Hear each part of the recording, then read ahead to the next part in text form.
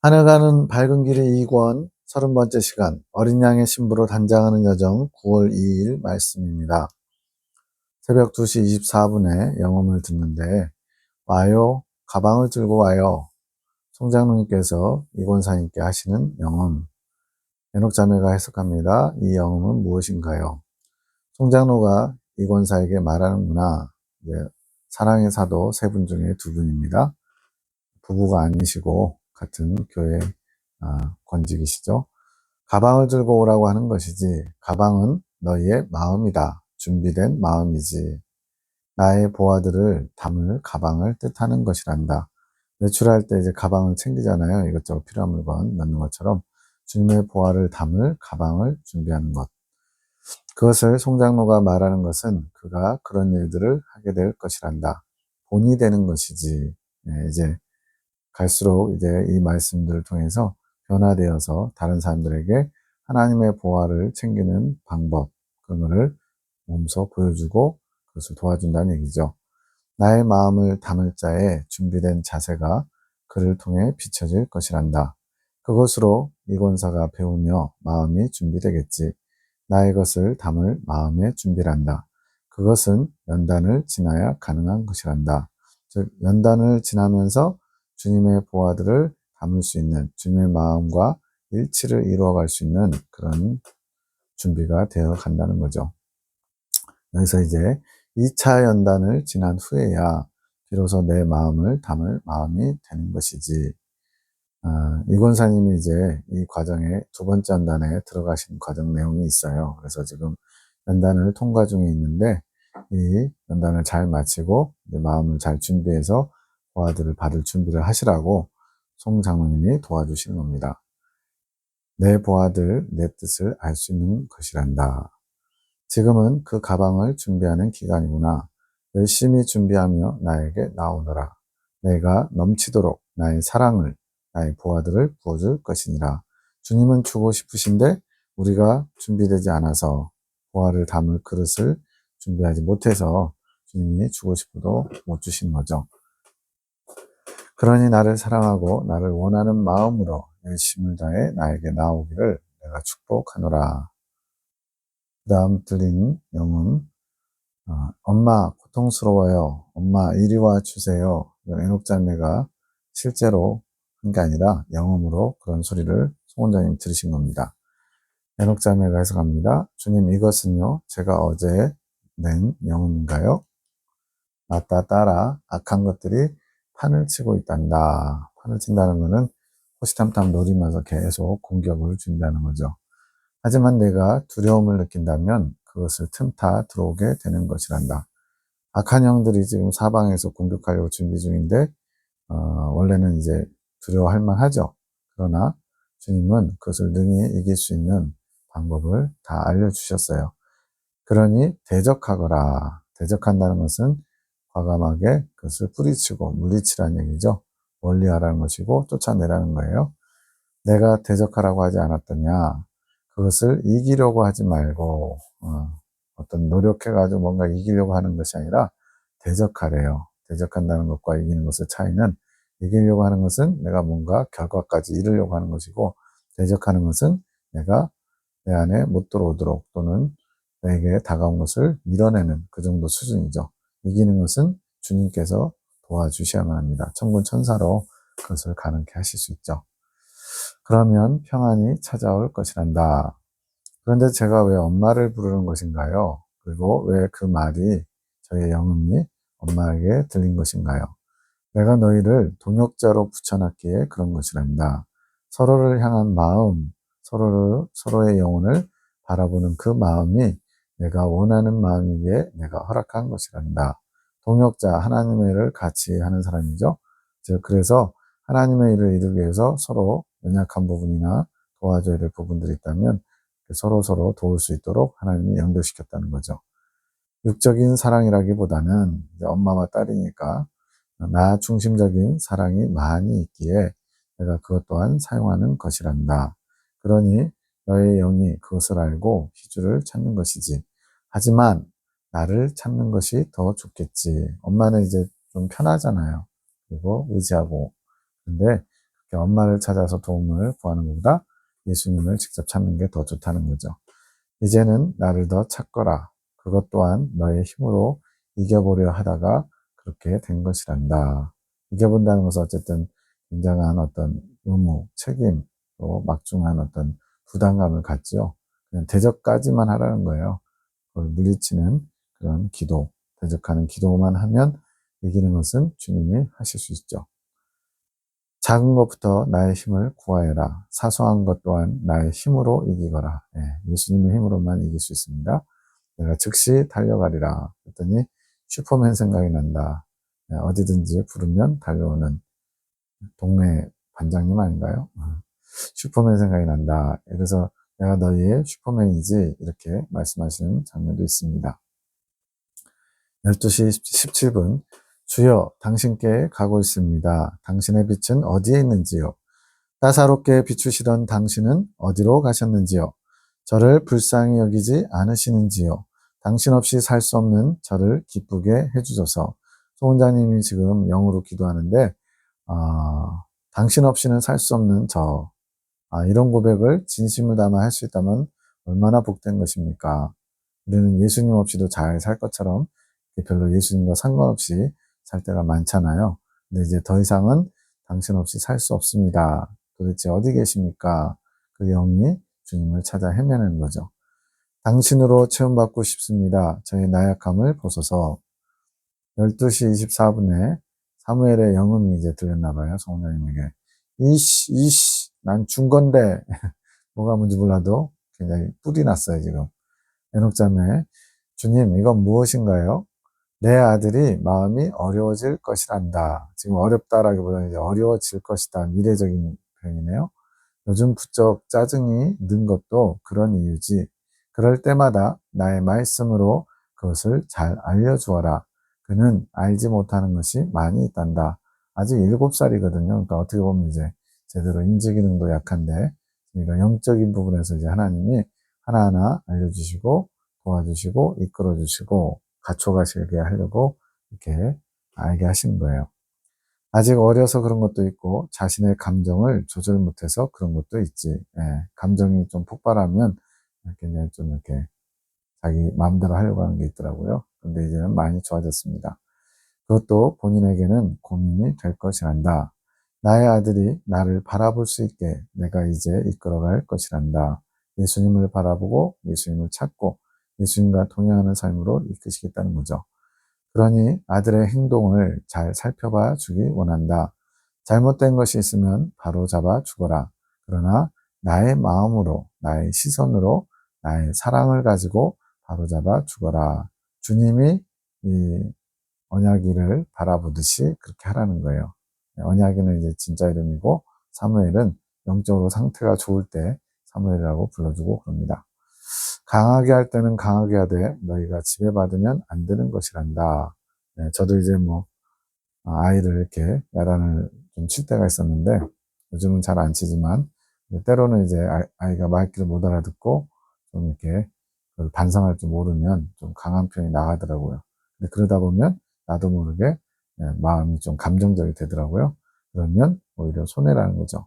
그 아이한테도 안 좋은 영향을 끼치고 그것은 악한 것들에게 쓰임받게 되는 것이며 내 아들을 더욱 자극하게 되는 것이란다. 그래서 축사하기도 한다고 귀신 쫓아내는 분들 중에 그런 원리를 잘 몰라가지고 욕을 하는 악한 것들은 강하게 욕을 하면서 쫓아내야 된다고 때로는 폭력도 써가면서 그거는 오히려 밥이 되는 겁니다. 악한 거에게 지는 거예요. 속는 거예요. 지금은 중요한 때니라 명심하고 사무엘을 위해 더욱 힘쓰며 기도해 주어라. 자기 자신이라고 생각하고 기도해 주어라. 그 영혼을 내가 변화시킬 것이란다. 우리의 몫은 기도하고 잘 살펴보면서 주님의 뜻을 전달하는 것. 이게 우리의 몫이고 변화시키는 것은 주님의 몫이에요. 그래서 바울도 얘기합니다. 나는 심었고 아볼로는 물을 주었으되 오직 자라게 하시는 이는 하나님이시다. 이런 하나님이 하실 부분과 사람이 할 부분을 잘 분별을 해야만 우리가 또 때로는 하나님의 영역까지 앞서가지 않게 되죠. 12시 31분 송영진 집사님에서 기도해 줍니다. 당신의 종, 당신의 아들을 축복합니다. 평강의 왕이시여 평안의 축복을 허락하소서. 당신을 가짐으로 평안을 누리는 축복을 주소서. 지금은 믿음으로 취하여 당신을 누리고 있습니다. 이때가 지금 가나안 정탐 전후의 과정일 거예요. 그래서 굉장히 큰 평안을 누리고 있습니다.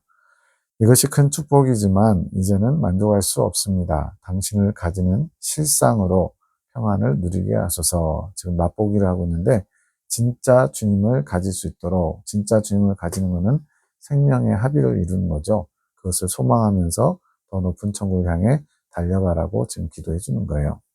그 길을 속히 인도하소서. 서둘러 당신을 찾아 떠나는 좁은 길을 허락하소서. 기쁘고 행복한 마지막 동행의 길을 가고자 하오니 문을 열어 주소서. 마지막 동행의 길, 그러니까 이제 뭐 3차 연단이나 뭐 이런 것 같은데 그렇지는 않고요. 두 번째 연단 마치고 이제 더 높은 천국을 향해서 나갈 수 있도록 기도해 주고 있는 겁니다. 형제나 나의 사랑하는 아들아, 지체하지 말고 나오느라. 나를 간절히 원하거라. 왜 너의 부족을 바라보며 슬퍼하느냐? 나의 능력을 바라보아라. 이거는 우리에게도 해당하는 말씀이에요. 우리 자신을 볼 때는 도저히 주님 앞에 죄송하고 부끄러워서 나아갈 만한 용기도 담력도 없습니다. 그러나 주님의 뜻이 우리에게 더 가까이 나오라고 촉구하시는 것을 안다면 주님을 의지하며 주님을 바라보며 그분께 나아갈 수 있죠. 나는 능치 못함이 없느니라. 너를 사랑하는 내 마음을 보며 기뻐하여라. 내가 허락한 나의 종이 길잡이가 되어 문을 두드리고 있구나. 이 허락한 나의 종은 송원장님이죠. 길잡이가 되어 길을 내는 자, 개척하는 자. 그래서 어떻게 주님께로 빠르고 쉽게 행복하게 갈 수 있는지 하나님이 믿음으로 성령의 인도하심으로 주님께 나아가는 길을 열고 있는 거예요. 그러나 너의 소망함이 채워져야 그 문을 내가 열어줄 수 있단다. 그러니까 이제 송 원장님이 도와줄 수 있는 몫이 있고 또 본인이 또 해야 되는 몫이 있는데 거기서 이 몫은 너의 소망함이 채워져야 된다. 분량이 채워져야 된다는 얘기예요. 주님을 찾는, 주님을 원하는, 주님께서 바라시는 그러한 분량이 채워져야 되는데 그것이 소망이라는 거예요. 주님을 원하는 마음. 그 문은 믿음으로 여는 것이지만 소망함이 채워져야 열어줄 수 있는 것이란다. 믿음도 필요하고 소망도 필요하고 결국에서 믿음과 소망이 이루는 것이 뭐냐면 바로 사랑을 취하는 겁니다. 주님의 사랑이 그리스도의 사랑이 우리 마음에 부음바 되니 로마서 5장에 있는 말씀처럼 믿음, 소망, 사랑은 아주 밀접하게 연관되어 있어요. 내가 내 앞에 세운 종을 사용해서 송원장님을 사용해서 믿음으로 너의 문들을 두드리게 한다. 본인이 스스로 못하는 부분을 중재자가 되어서 그것을 도와주는 거죠. 그렇다고 해서 뭐 물가에까지 끌고 갈 수는 있지만 물을 먹여줄 수는 없어요. 그와 같은 이치입니다. 물가로 인도하는 그런 길잡이가 될 수는 있지만 정작 물을 먹는 것은 본인 스스로 해야 돼요. 이것이 나의 사랑이 아니겠느냐. 그러나 가장 중요한 것은 너의 소망함이란다. 내가 너에게 허락한 은총이니 주저하지 말고 기쁨으로 나를 소망하여라. 주님께서 허락하셨대요. 이미 주님은 주실 준비가 되어 있으니까 우리는 그것을 받아 누릴 마음의 준비, 또 그것을 소망하는 것만 있으면 되는 거죠. 그 소망이 나를 기쁘게 하는 것이고 내 소원을 이루는 것이란다. 주님의 소원이 우리가 거기에 다다르는 거예요. 네, 꿈 해석입니다. 박 집사님. 임산부 도서관 꿈. 임산부가 지나감. 시어머님이 옆에 계시면서 아이에 대해 말씀하신.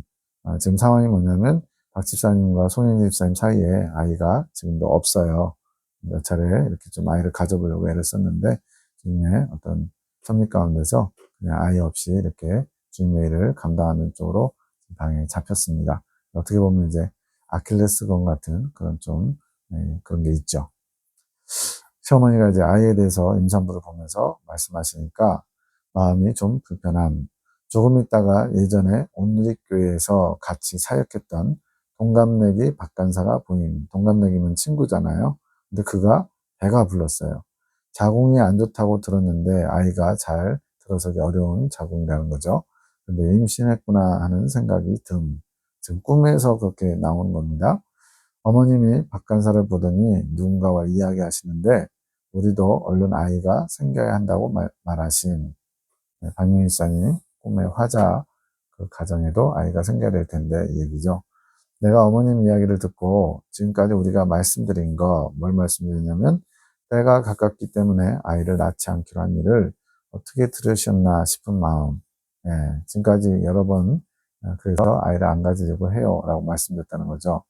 그런데 대놓고 그런 이야기 하시는 것이 약간 서운함, 마음의 어떤 씁쓸함이 있죠.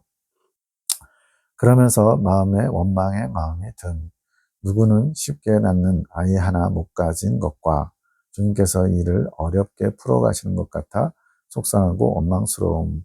나름대로 또 기도도 많이 하고 간절히 원했겠지요. 근데 이제 주님께서 그에 대해서 허락을 안 하시는 것 같으니까 속상하고 원망스럽죠.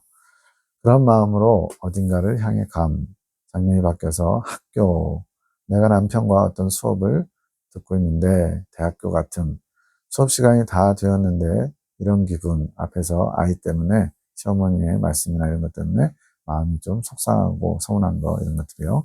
수업을 도저히 받을 수 없어 교실에 들어가지 않으려고 눈물이 막 날 것 같은 마음이 굉장히 감정적이 된 거죠. 북받치는 거죠. 남편이 다가옴, 공부하러 가자고 하는 남편에게 차에 볼 일 있다고 그냥 혼자 가라고 속상한 것을 들키고 싶지 않아서 시선을 회피함, 남편을 보내고 어딘가를 향해 지금 현실적인 내용도 어느 정도 반영되어 있지만 꿈의 상황입니다. 건물 안을 지나가는데 매점 같은 것이 보인, 매점 얘기도 많이 나오는데 매점은 음식을 파는 곳이죠. 양식과 관련된 거지요. 종업원 같은 사람이 종이컵에 음식을 담아서 가져옴. 내 옆에 두 사람이 있고 그 사람 앞에 접시가 있음. 그 접시에 종이컵에 담아온 음식을 펼쳐 보이는데 음식의 양이 푸짐하고 맛있어 보임. 이런 건 좋은 거예요. 오징어 튀김, 그리고 옆 접시에는 떡볶이가 있음. 분식이네요. 내가 식욕이 생김. 마음이 서운했었는데 이제 양식을 보고 식욕이 생겼대요. 옆에 있던 두 사람 중 한 분이 종업원에게 음식을 너무 많이 담지 말라고 다른 사람, 그 옆에 있는 다른 사람이 좀 모자라서 정신적으로 좀 장애가 있어서 음식을 보면 있는 대로 다 먹으려고 해 배탈이 날 수 있다는 것, 어느 정도 제어를 하는 거죠. 장면이 바뀌어서 도서관이 보임. 도서관 밖에서 사람들이 바닥에 앉아서 열심히 공부하는 것이 보임. 내가 그 사람들이 공부하는 것을 피해 발을 디뎌가며 어떤 강의실로 들어감. 강의실 안에서 사람들이 단체로 OX 맞추는 퀴즈를 하고 있음. 첫 문제는 내가 맞추고 두 번째는 아기 공룡 둘리의 본 적은 땡땡동이 맞다. 이게 OX로 맞추라는 거죠. 아기 공룡 둘리. 주님께서 꿈을 설계하셨는데 아주 그냥 재밌어요. 이렇게 하시고 남편이 보임. 남편이 맞다고 해서 같이 O라고 써있는 지역, OX 이렇게 나눠지죠. 그 지역으로 사회자가 이제 힌트를 주는 척 하는데 둘리는 어디서 왔나요? 별나라에서 왔나 뭐 그러죠. 우주에서 오지 않았나요? 라고 힌트를 주는 척 말함. 진짜 힌트를 주는 것 같기도 하고 더 혼란스럽게 하려고 하는 것인지 모르겠음. 의도를 모르겠다는 거죠. 사람들이 그 말을 듣고 맞다고 어떤 별에서 왔으니 그 별이 본적이라고 말함. 그래서 나도 처음에 X쪽, O에 있다가 X쪽으로 이동함. 근데 나중에 보니까 정답은 O였음. 사회자가 설명하기를 둘리가 다른 세상에서 온 것은 맞지만 본적을 등록하는 것은 그 지금 살고 있는 이 둘리네가 살고 있는 집 사람 이름이 고길동이에요. 근데 그렇다고 해서 길동은 아니고 땡땡동 그 동네에서 했기 때문에 서류상에는 땡땡동이 본적으로 되어 있다고 이것만 보면 도대체 뭔가 싶죠. 그래서 주님 오늘 꿈은 무엇인가요? 너에게 없는 것을 가진 자가 부럽구나. 아이가 없는 거죠. 그것이 없는 것이 너의 부족처럼 느껴지지. 그리고 환경은 너의 마음을 더 격동하게 한다. 주변 사람들에 의해서 더 마음을 힘들게 되죠. 상대방이 던진 작은 말 한마디가 내 마음에 풍랑이 되는 것이지. 이건 다 우리에게도 해당합니다. 아킬레스건 같은 약한 부분들을 누가 살짝 건드리기만 해도 굉장히 자극받죠. 그 풍랑이 너를 배움의 곳에서 멀어지게 만든다. 대학교에 남편하고 수업하러 들어갔는데 수업을 도저히 받을 수 없어서 다른 데 차에 볼 일 있다고 나와버리죠. 왜 아이의 문제로 상징이 되었냐면 내가 그 부분에 대해 아직 자유하지 못하기 때문이란다. 예. 아무래도 이제 아이를 처음부터 안 갖고 싶어 하는 특이한 부부들도 있지만 대부분은 자식이 있었으면 하잖아요. 그래서 불임 부부들도 꽤 많은 것 같은데 그런 부분들에 대해서 자유하지 못하다. 늘 마음의 짐이다. 시부모님에 대해서도 그렇고요. 주변 눈치도 보이고 그러겠죠. 본인이 자유하지 못한 부분은 연단의 도구로서 마음을 계속 어렵게 하는 일들이 일어난다. 네. 우리도 마찬가지입니다. 각자 사람마다 다 연약한 부분이 있고 또 매여있는 부분들이 있어요. 그러다 보니까 마귀는 그런 부분들을 집요하게 공략하죠. 그런데 중요한 것은 그것조차도 하나님이 우리를 다루시는 과정이고 또 우리를 성장시키기 위한 허락하신 도구라는 것 잊으면 안 됩니다. 그것에 대한 감정의 반응이 점점 줄어들기는 했지만 이제 처음보다는 많이 이제 내려놨다는 거죠. 그러나 아직 그것이 없어진 것은 아니니 싸움은 계속되는 것이지 자유할수록 그 싸움은 깊지 않다. 완전히 자유할 때까지는 계속되지만 갈수록 이제 그게 약해지겠죠. 그러나 자유하지 못할수록 그 싸움의 깊이는 깊어진다. 행실로 그 싸움의 모습이 드러나지 않더라도 말싸움하고 치고받고 이런 거는 아니겠지만 그런 식으로 드러나진 않더라도 마음 안에서는 여전히 진행 중, ing. 예. 이것은 연단이 깊어질수록 그렇다. 예. 마음속에 여러 가지 자유하지 못한 것들이 더 큰 연단, 1차보다는 2차, 2차보다는 3차 연단에 들어갈수록 마음 심연의 고통, 마음속의 심적 고통은 더 커진다는 거예요.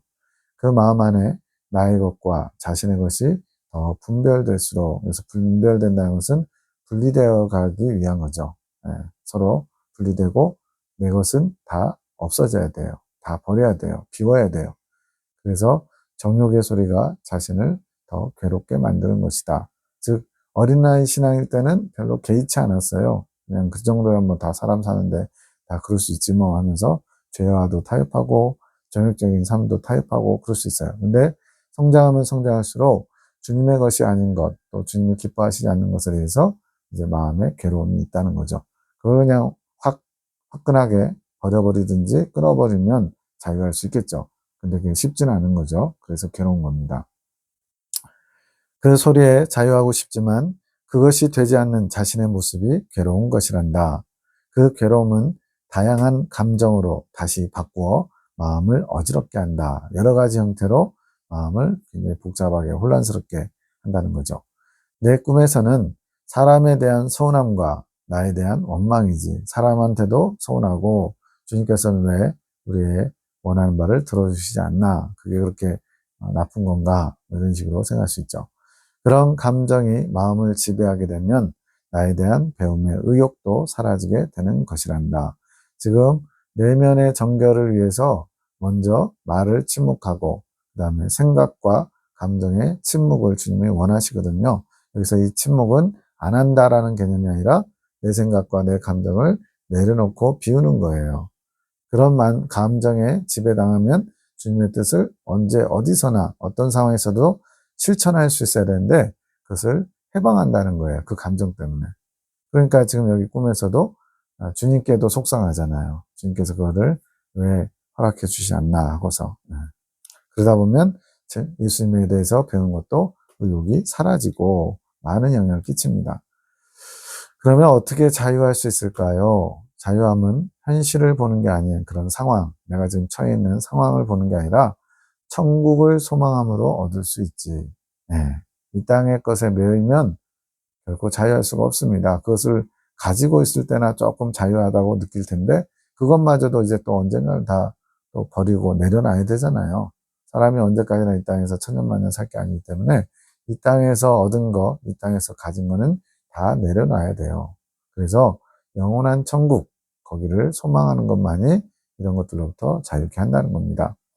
심령 천국을 소망하는 것이고 나와 영원히 함께할 천국을 소망함으로 가능한 것이지 심령 천국은 지금 내 내면에서 이루어지는 주님과 함께함으로써 천국이 이루어지고 영원히 함께할 천국은 영계에 있는 천국을 말하죠. 이 두 가지에 대한 소망이 그런 것들로부터 자유함을 허락한다는 거죠. 이 세상의 것은 모두 썩어질 것이요 실제가 아닌 모형인 것이란다. 그러니까 지나고 나면 죽을 때 되면 사람들이 다 후회한다잖아요. 왜 그렇게 이렇게 다 놓고 가야 되는 죽음으로써 끝나는 인생인데 이렇게 그것을 붙잡으려고 아등바등 살았을까, 이런 생각을 하게 되죠. 이 세상의 것은 모두 썩어진다. 실제가 아닌 모형이다. 천국이 너희의 실제다. 그 실제를 소망하면 이 세상 것은 더 이상 귀한 게 아니란다. 근데 우린 자꾸 이걸 잊어버려요. 왜? 천국이 눈에 안 보이거든요. 그러니까 눈에 안 보이는 천국보다 당장 눈에 보이고 들리고 만져지고 느낄 수 있는 이 땅의 것에 자꾸 마음을 빼앗기죠. 그거를 감각적인 세상이라고 하는 겁니다. 이제는 영의 감각이 열려서 육의 감각이 둔화되고 영적 감각이 더 새로워지면 천국에 대한 소망이 커져가겠죠. 그러니 마음 안에서 나를 계속 인지해야 된다. 성령의 바람을 계속 느껴야 된다. 이렇게 천국에 대한 소망, 실제에 대한 소망을 가지려면 성령님의 운행하심, 이끄심, 그런 것들을 느낄 수 있어야 된다는 거죠. 그 바람은 너희에게 천국 소망을 가져다주는 바람이란다. 그러니까 내가 스스로 그렇게 마음 먹는다고 되는 건 아니고요. 주님으로부터 공급받는 천국에 대한 소망의 그 바람을 힘입어서 천국을 소망할 수 있다는 거예요. 그 바람을 타고 얽매인 것들로부터 자유해질 수 있는 것이지, 자유란 나에게 속해 있을 때 가능한 것이다. 진리를 알지니 진리가 너희를 자유케 하리라. 죄로부터의 자유, 정욕적인 삶으로부터의 자유, 또 우리를 이 땅에 옥죄고 얽매이게 하는 그런 것들로부터의 자유, 이것은 진리신 예수님을 소유하고 또 그분 안에 속해 있을 때 가능하다는 거예요. 그러니 나를 더 사랑하여라. 나를 사랑하여 마음에 나를 담거라. 그리하여 나로 인해 천국을 누리게 되면 모든 속박에서 벗어날 것이란다. 어떻게 보면 이제 추상적이죠. 그러나 이것은 실제입니다. 실제로 우리가 성령님의 이끄심과 성령님의 소망함을 따라서 예수님을 소유하게 되면 이 모든 것이 이루어질 거예요. 이거는 실체입니다. 실체. 고통이 유익이다. 그러한 자유를 얻기 위해 마음을 들여다보는 풍랑을 기뻐하거라. 이런 풍랑이 있어야 우리 자신의 마음 안에 실제를 향한 그런 마음이 있는지, 아니면 아직도 허상인, 다 썩어 없어질 것에 대한 소망이 있는지를 알 수 있다는 거죠. 평상시엔 잘 모르는 거예요. 근데 이제 이런 시험 풍랑이 불어봐야 지금 내가 어디에 소망을 두고 있는지를 더 처절하게 느낄 수 있죠. 자신의 마음을 바르게 볼 줄 알아야 그 안에서 임하고 있는 나를 볼 수 있게 되는 것이란다. 그러니 너희 마음이 어디에 속했는지, 땅에 속했는지, 하늘에 속했는지, 너희 감정이 어디에 속해서 드러나는지 잘 분별할 수 있어야 한다.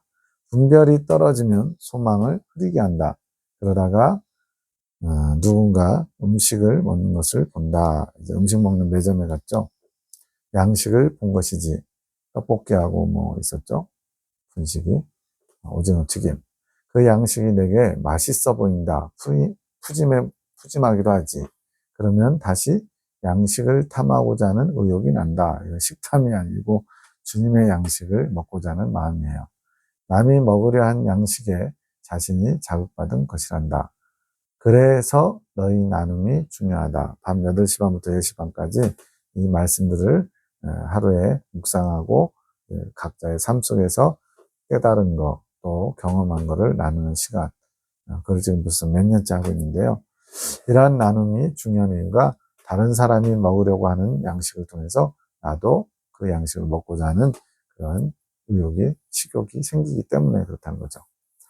자신의 상태를 나누고 또 누군가의 나눔을 들으면서 양식을 먹어야겠다는, 주님의 말씀의 양식을 먹어야겠다는 의욕이 생기는 것이지, 혼자서 그 의욕을 다시 세우는 것보다 지금 내가 환경적으로 사람에 의해서, 환경에 의해서 지금 의기소침해 있고 마음이 지금 공부할 수 있는, 예수님을 알고자 하는 마음이 지금 약해졌어요.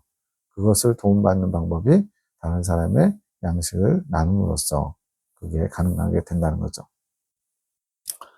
누군가와 함께함이 시간적으로 더 유리하단다. 혼자 해결하는 것보다 누군가와 협력해야 선을 이룰 수 있다는 거죠. 그런데 주의할 것은 먹을 만큼 먹어야 된다. 맛있어 보인다고 한꺼번에 많이 먹으려고 하면 배탈이 날 수 있다는 것이다. 그래서 두 사람이 있었는데 그 옆에 한 사람이 다른 한 사람을 가리키면서 그 사람은 조금 모자라서 주는 대로 다 먹으니까 딱 적당량만 달라고 그러죠. 그걸 지금 말하는 거예요. 맛있어 보인다고 한꺼번에 많이 먹으려고 하면 배탈 난다. 이건 이제 소망이 아니라 욕심이죠, 욕심. 지혜로운 자는 자신이 먹을 분량을 조절해서 먹는 자다. 무조건 많이 먹는 게 중요한 게 아니라, 저도 이제 뭐, 고깃집 뷔페 이런 데 예전에 20대 때 가보면 돈이 아깝다고 막 많이 먹어요. 그럼 나중에 어떤 일이 벌어지냐면, 희한하게도 고기 먹은 다음에 어때요? 지나치게 많이 먹으면 막 말 그대로 토가 나올 정도로 약간 아주 비상하는 그런 느낌? 그런 게 생기잖아요. 그거는 본인이 소화할 수 있는 양을 넘어선 겁니다. 그게 미련한 거죠. 일단은 돈 아깝다고 막 먹어야 되는 거. 많이 먹는 게 중요한 게 아니라 소화할 수 있는 분량만큼 적당히 먹는 게 중요하다. 먹는 양보다 소화해서 흡수할 수 있는 양, 이게 영양분이 되니까요. 그것이 영혼에 더 유익하다. 육체의 것을 가지고 주님이 영적인 것을 설명해 주고 계신 거예요. 그러면 도서관 앞을 지나가는 것은 뭔가요? 그 앞에 많은 사람들이 앉아서 공부하고 있었죠. 아직 열리지 않은 도서관이다. 사람들이 그 앞에서 공부하고 있다. 저도 예전에 그 중고등학교 때, 그때가 이제 80년 중반, 후반 이때쯤인데, 시립도서관은 이제 뭐 하루에 100원인가? 뭐 그랬어요. 그 당시에. 그러다 보니까 그 시험 때가 되면 막 줄을 서서 들어가요. 근데 저는 그게 이해가 안 됐어요. 1시간, 2시간 줄 서가지고 도서관을 들어간다. 근데 거기에 이제 저희 형이 이제 2살 위인데, 좀 약간 그 당시에 날라리 기질이 좀 있어요. 그 당시에. 그래가지고는 도서관에 이제 같이 남자, 여자가 이렇게 섞이는 도서관이 있어요. 남자, 여자 열람실이 따로인데 같이 들어가는 그 자리가 있어요. 거기 이 말 그대로 그냥 미팅, 데이트, 여자분들, 남자 고등학교, 남자 중학교 막 이렇게 나오다 보니까 그거 가려고 그러고 있더라고요. 이거는 그냥 농담이고요. 어쨌든 그런 식으로 도서관이 열리기를 기다리는 사람들이 있다는 거예요. 도서관이 열리기를 기다리면서 그들이 공부하고 있는 것이지, 더 많은 양의 진리를 탐구하기 위해서 미리 준비하는 자들이란다. 여기는 좋은 사람들만 모였네요. 더 많은 양의 진리를 탐구하기 위해서. 도서관에는 주님에 대한 지식들, 진리들이 많이 있거든요. 각자에게 필요한 것도. 그들이 기다리고 있는 도서관은 환란의 때에 내가 전해줄 나의 진리가 담긴 도서관이란다. 환란의 때에 주님께서 주실 진리가 담긴 도서관. 그거를 환란의 때가 아직 안 됐는데 미리 공부하려고 도서관에서 또는 도서관 밖에서 준비하고 있다는 거죠. 이게 지혜로운 사람들이죠. 즉 그들은 나의 환란을 준비하고 있는 자들인 것이지. 환란의 문이 열리면 내가 진리로 그들을 이끌 것이란다. 환란을 통과할 수 있는 비결이 담겨 있는 진리겠죠. 적그리스도의 표를 받지 않고 환란을 잘 통과해서 익은 열매, 두 번째 익은 열매, 세 번째 익은 열매가 되는 그 과정으로 이끄는 진리를 말합니다. 그 진리에 반응하고자 준비하고 있는 영혼들을 내가 본 것이지. 도서관 밖에서 도서관 열리기를 기다리면서 공부하고 있는 사람들이죠. 내가 그곳에서 같이 공부하지 않고 지나가는 사람으로 상징되는 것은 너희는 그런 무리에 속한 자들이 아니란다. 여기 좀 비밀스러운 표현이 나온 거예요. 즉, 대환란에 들어가서 하나님의 신실한 종으로서 그 환란의 사역을 감당할 자들이 아니래요. 하늘 군대는. 그게 무슨 말일까요? 각자의 상상에 맡겨 있습니다. 너희는 이미 열린 도서관에서 그 환란을 대비하는 그 지식, 진리가 있는 도서관에서 나의 뜻을 꺼내가고 있는 자들이기에, 그러니까 어떻게 보면 더 먼저 배우고 있는 자들이죠. 지금 여기 이렇게 나누고 있는 이 말씀도 먼저 접한 자들에게는 상당히 유리한 겁니다. 주님의 마음을 알고 주님께 가까이 나아가는 비결을 배우고 있기 때문에. 근데 이것을 볼 수 있는 사람들만이 볼 수 있다는 거예요. 저도 이제 이렇게 유튜브를 올리다 보니까 다른 유튜브 영상들을 좀 많이 보게 되는데, 어디는 동영상이 10개, 11개밖에 안 돼요. 근데 구독자가 수천 명, 수만 명, 때로는 뭐 조회수가 몇십만 뭐 이래요. 보면은 뭔가 자극적이거나 사람들이 혹할 만한 그 눈에 보이고 귀에 들리는 재밌는 거, 즐거운 거. 또 요즘은 또 이렇게 굉장히 자기의 몸을 성적인 걸로 어필해가지고 조회수 올리고 돈 버는 사람들도 많은 것 같아요. 정말 많은 것 같아요. 말 그대로 이제 사이버 옛날 몸 파는 사람들하고 다를 바가 없는 것 같아요. 이런 것들 보면서 저도 살짝은 뭐랄까요. 서운한 건 아닌데, 저는 지금 동영상이 현재 기준 239개, 이제 240개째 올라가는데, 구독자 58명, 조회수 100개 넘어가는 게 영상 중에 12개밖에 없더라고요. 그러니까 아주 극소수만이 보고 있어요. 그것도 지나가면서 보는 사람들 다 빼버리면은 과연 몇 명이나 제대로 이거를 보고 있는지 모르겠어요. 근데 인간적으로는 제가 이것을 통해 뭐 어떤 거를 얻고자 하는 재정적인 것이나 또는 유명세나 이런 걸 탐하는 위치에 있다면 굉장히 답답한 일이죠.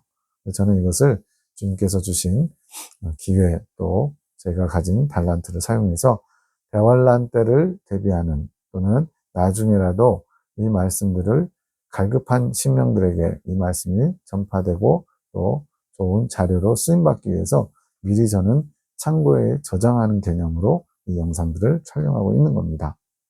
지금 여기서 나온 것처럼 도서관이 열리기를 기다리면서 사람들이 도서관 밖에서 줄 서서 대기하면서 공부하는 것처럼 이 진리를 나중에라도 받을 분들에게 도움을 주기 위해서 제 나름대로 이제 창고에 지식을, 진리를 저장하듯이 이렇게 영상을 찍고 있는 거예요.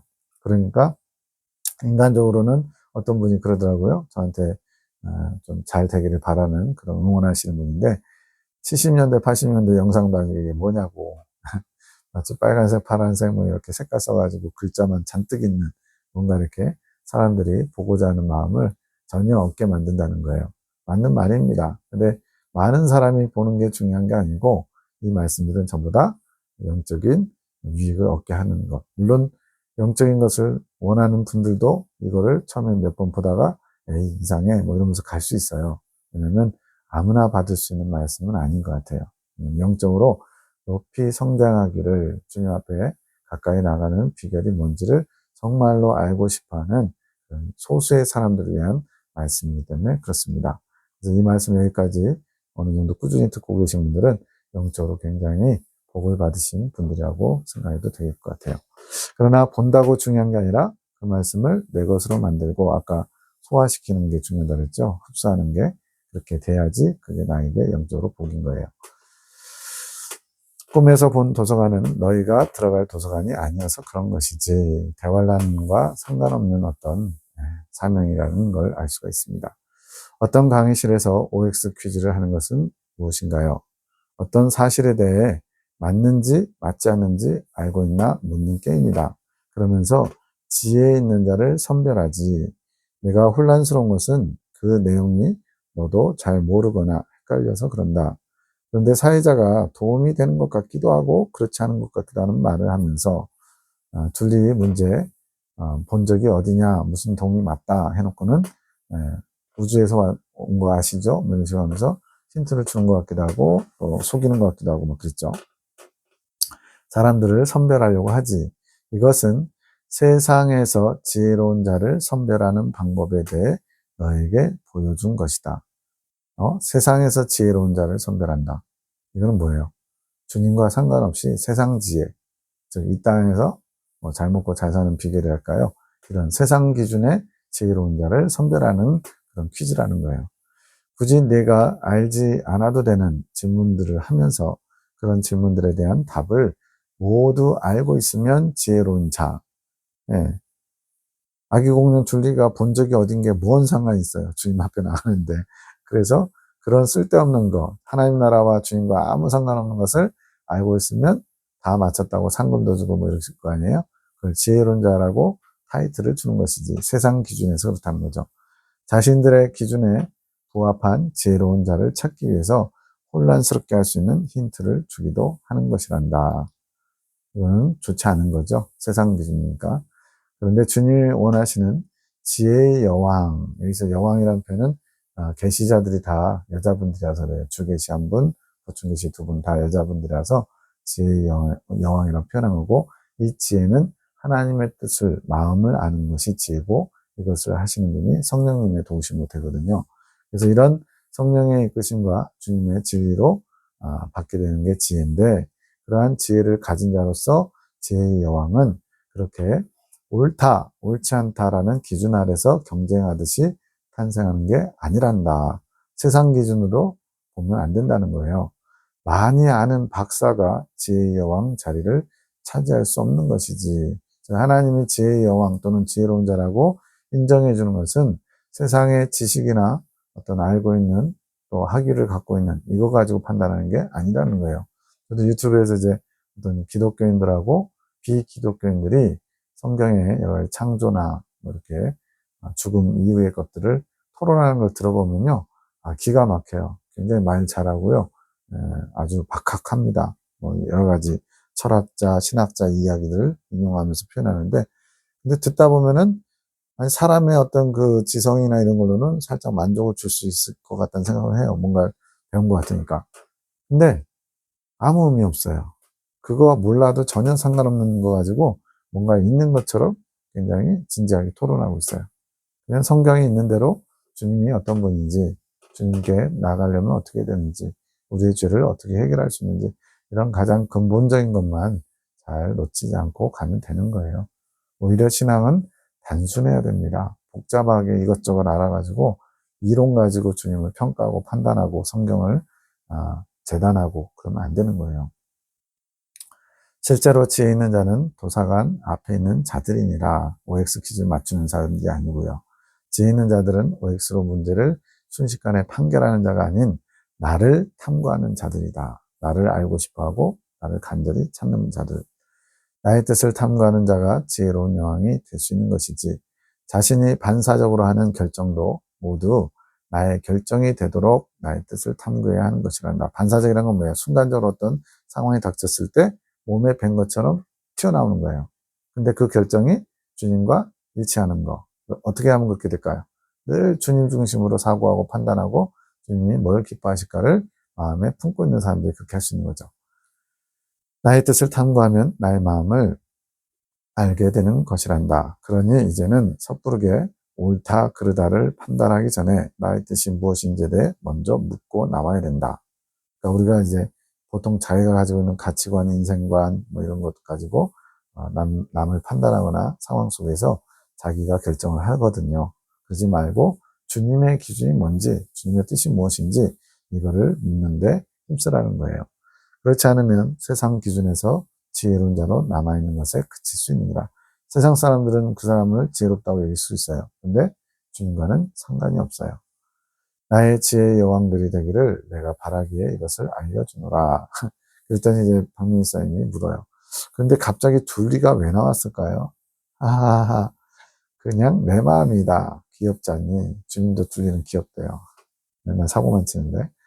주님, 양 목사님에 대한 주님의 뜻을 알려주셔서, 이거는 이제 별개의 것입니다. 교단에 이제 그분도 이제 자기 발로 탈퇴해서 나가신 분인데 노방 전도를 열심히 하는 분이에요. 누구보다 진짜 열심히. 근데 그 문제는 주님 중심의 열심이 아니고 자신의 어떤 성취를 위해서, 본인이 원하는 어떤 목표를 위해서 그렇게 열심을 내는 거예요. 그러다 보니까 뭐 덕을 끼치지 못하기도 하고요. 잘못된 방식으로 많이 하죠. 그러니까 열심은 있는데 그것이 잘못된 열심일 때 어떤 모습일지를 잘 보여주는 분이에요. 따라 그 영혼이 안타깝구나. 그 영혼이 죽어있구나. 본인의 만족에 사로잡혀 그것이 진리인 줄 알며 그렇게 살아가고 있구나. 본인도 속고 있는 거죠.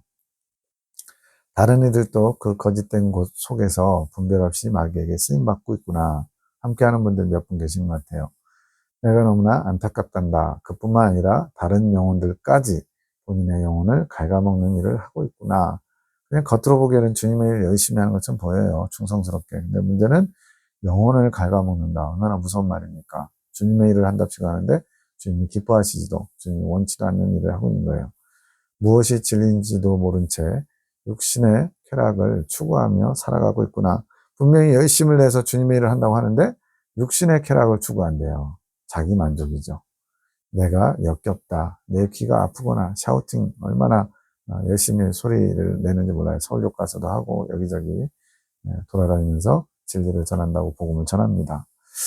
그것을 내가 기뻐하지 않는단다. 악한 것들이 춤을 추고 있구나. 마귀의 종로를 타고 있는 거죠. 하지만 내가 더 이상 허락하지 않을 것이란다. 내가 내 아들을 사랑하기에 그곳에 잡혀있는 나의 자녀들을 내가 사랑하기에 더 이상 두고 볼 수 없노라. 주님께서는 돌이키기를 원하세요. 근데 아직까지는 그냥 그러고 있는 것 같아요. 몇 년이 지났지만. 그를 위해 기도해 주어라. 그가 빛이 무엇인지 알 수 있도록 기도해 주어라. 분명히 그분도 밝은 빛, 사경에 해가지고 빛을 외쳐요. 문제는 진짜 빛이 뭔지도 모르고 빛을 얘기하고 있다는 거. 이게 더 큰 문제죠. 본인은 잘하고 있다고 생각할 테니까. 자신의 수치를 볼 수 있는 눈이 될 수 있도록 기도해 주어라. 내가 그것을 정리할 것이란다. 이제는 악한 것들이 판을 치지 못하도록 하나하나 정리해 나갈 것이란다. 아직 때가 안 돼서 정리가 안 됐든지 또는 그렇게 주님이 많이 수고하고 애쓰셨는데도 자기 생각에 갇혀서 그것을 포기하지 못함으로 아직까지도 변화가 없든지 둘 중에 하겠죠. 때가 안 됐든지 인간의 불순종으로 안 되든지. 주님 며칠간 기도하기 원하시나요? 그를 위해 일주일 기도해 주어라. 내가 하나하나 정리해 나가리라. 중재기도 성원장님, 남편을 위한 기도. 주여, 이 시간 당신의 귀한 일을 이루기 위해 중요한 시간입니다. 부족한 저를 당신의 귀한 일을 이루실 도구로 삼으셨으니 도구로 취하소서. 부족한 저를 당신의 귀한 일을 이루실 도구. 이렇게 중재자로서 한 분 한 분의 영혼을 세워가는 일. 이게 귀한 일이죠. 눈에 보이는 건 없어요. 그런데 영적으로는 큰 일을 하고 있는 거예요. 당신 앞에 겸손한 도구가 되기 원합니다. 당신의 사랑하는 큰아들을 축복하소서. 아들아, 내가 너를 세웠단다. 나의 지팡이가 너의 손에 들려있단다. 그러나 너는 겸손한 자구나. 그 능력의 지팡이에 관심이 없구나. 이게 아론의 쌍난 지팡이와도 어느 정도 관련이 있을 수도 있고요.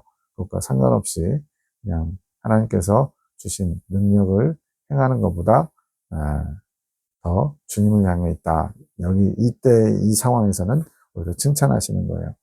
나에게 너의 시선이 향해 있구나. 기쁘구나. 너는 나의 사랑을 원하고 있구나. 너의 마음을 받았노라.